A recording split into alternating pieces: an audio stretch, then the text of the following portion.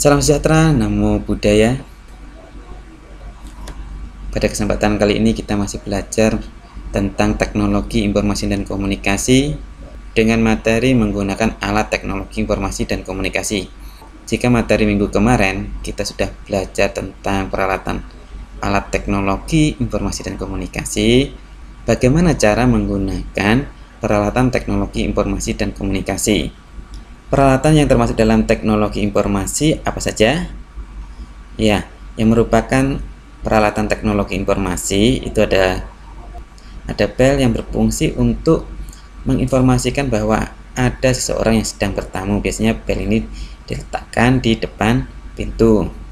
Kemudian televisi juga merupakan peralatan informasi karena kita bisa mendengarkan berita, tetapi dengan televisi kita juga bisa melihat hiburan.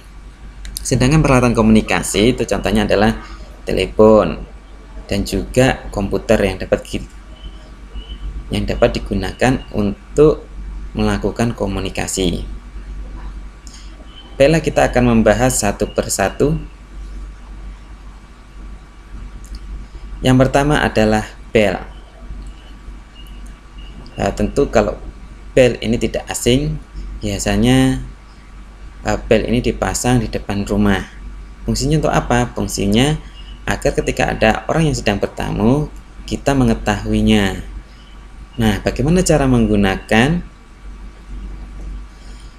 Untuk menggunakan ini cukup mudah. Kita hanya tekan tombol yang ada di dalam bel tersebut.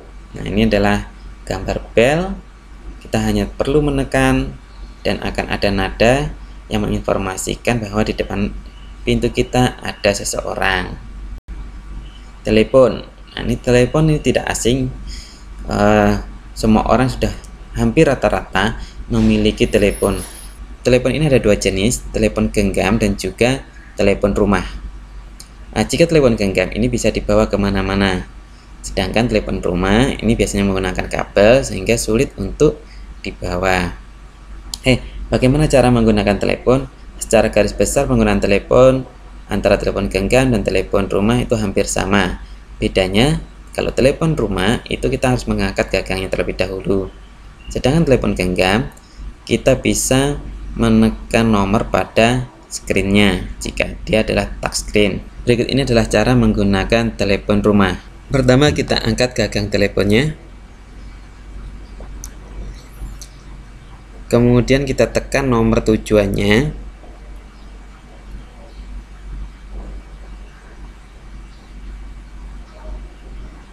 Kita tunggu sampai ada nada dering. Jika sudah terhubung, maka kita berbicara sesuai dengan tujuan kita, bicara yang jelas. Dan jangan lupa setelah selesai berbicara, tutup dengan salam. Kemudian kita kembalikan gagang telepon tersebut ke tempatnya. Berikutnya televisi. Televisi ini merupakan alat teknologi informasi yang dapat kita gunakan untuk melihat dan mendengar berita. Selain mendengar berita, juga televisi dapat kita gunakan untuk melihat hiburan. Bagaimana cara menggunakannya?